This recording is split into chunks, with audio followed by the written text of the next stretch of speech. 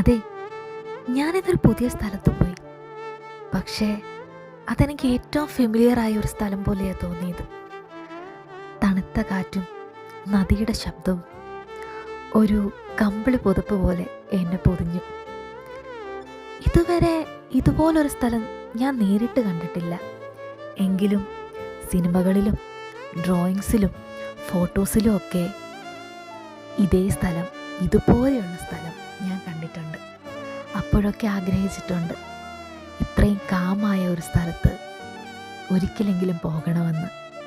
ഞാനിന്ന് ഈ നദിയുടെ പടവുകൾ ഇറങ്ങി ചെല്ലുമ്പോൾ അവിടെ ലാളിത്യത്തോടെ വീശുന്ന കാറ്റ് എനിക്കറിയാത്ത, എന്നെ അറിയാത്ത ഒരോർമ്മയുടെ ഭാഗം പോലെ തോന്നി.